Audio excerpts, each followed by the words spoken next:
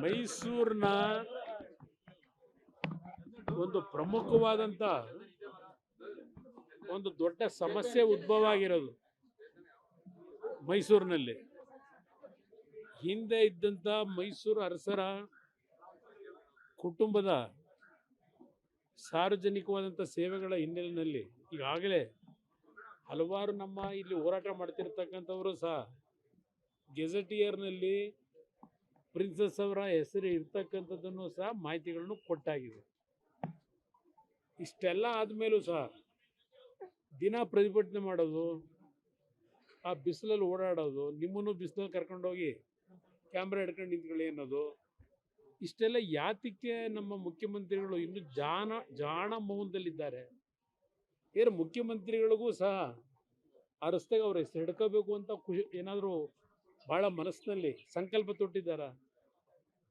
ನಾನು ಕೇಳ್ತಕ್ಕಂಥ ಇಲ್ಲಿವರೆಗೆ ಕಳೆದ ಬಹುಶಃ 15 ದಿವಸ ಆಯಿತು, ಎಷ್ಟು ದಿವಸ ಆಯ್ತು ಈಗ? ಇದು 15 ದಿನ ಆಗಿದೆ. ಒಂದು ಸಣ್ಣ ಇಶ್ಯೂ, ಇದನ್ನು ಇನ್ನೂ ಹೇಳ್ಕೊಂಡೋಗಿ ಆ ಮೈಸೂರು ಅರಸರು ಆ ಕುಟುಂಬ ಸಲ್ಲಿಸಿರ್ತಕ್ಕಂಥ ಸೇವೆಗೂ ಅಪಚಾರ ಮಾಡ್ತಕ್ಕಂಥದ್ರ ವಾತಾವರಣ ನಿರ್ಮಾಣ ಮಾಡಿ ಏನು ಸಾಧನೆ ಮಾಡೋದಕ್ಕೆ ಈ ಒಂದು ಸರ್ಕಾರದ ಮುಖ್ಯಮಂತ್ರಿಗಳ ಬೆಂಬಲಿಗರು ಹೊರಟಿದ್ದಾರೆ ನನಗಂತೂ ಗೊತ್ತಿಲ್ಲಪ್ಪ. ಅಷ್ಟೊಂದು ಅವರಿಗೆ ಅವ್ರ ಮುಖ್ಯಮಂತ್ರಿಗಳ ಸೇವೆ ಜ್ಞಾಪಕಾರ್ಥವಾಗಿ ಈ ನಗರಕ್ಕೆ ಕೊಟ್ಟಿರ್ತಕ್ಕಂಥ ಕೊಡುಗೆ ಆಧಾರದ ಮೇಲೆ ಒಂದು ಹೆಸರಿಟ್ಕೊಳ್ಳೋದಾದ್ರೆ ಅವ್ರ ಹೆಸರನ್ನ ಈಗ ನಡೀತಾ ಇದೆಯಲ್ಲ ದಿವಸ, ಆ ಕೆಸರೆ ಗ್ರಾಮದ ರಸ್ತೆ ಇದೆಯಲ್ಲ, ಆ ರೋಡಿಗೆ ಸಿದ್ದರಾಮಯ್ಯ ಅಂತ ಹೆಸರಿಟ್ಕೊಂಡ್ರೆ ಮುಗಿದೋಯ್ತಪ್ಪ. ಸಿಂಪಲ್ ಆಗಿ ಸಾಲ್ವಾಗಲ್ವೇ ಇದು?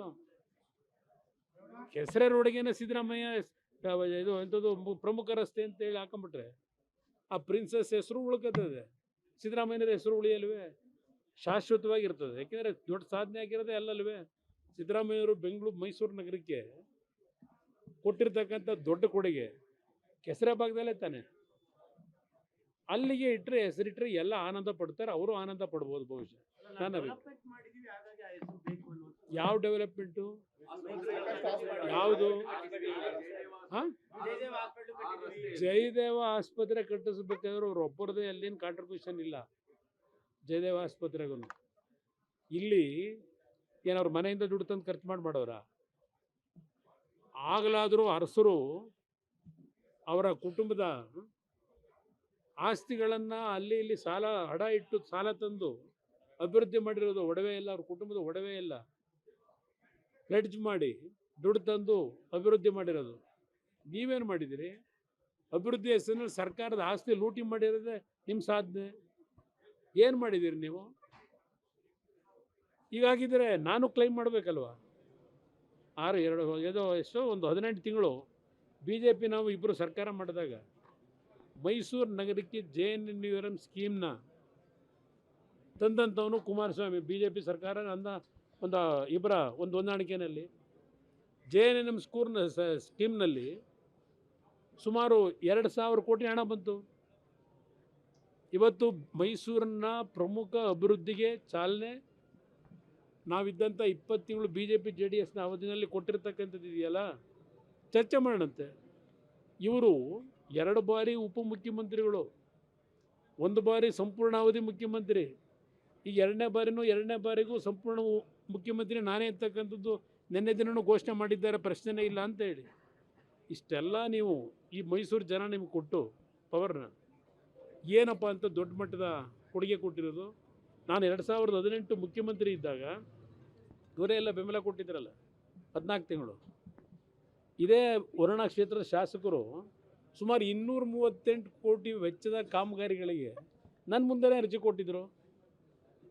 ನಾನು 14 ಮುಖ್ಯಮಂತ್ರಿ ಅವಧಿಯಲ್ಲಿ ಆಗಿದ್ರೆ ಇವರು ಅಷ್ಟೆಲ್ಲ ಅಭಿವೃದ್ಧಿ ಮಾಡಿಬಿಟ್ಟಿದ್ರೆ ನಾನು ಇದ್ದ 14 ತಿಂಗಳಿಗೆ 238 ಕೋಟಿ ವರ್ಕಿಗೆ ಲೆಟ್ರ್ ಕೊಟ್ಟಾರ ಆ ಕ್ಷೇತ್ರಕ್ಕೆ?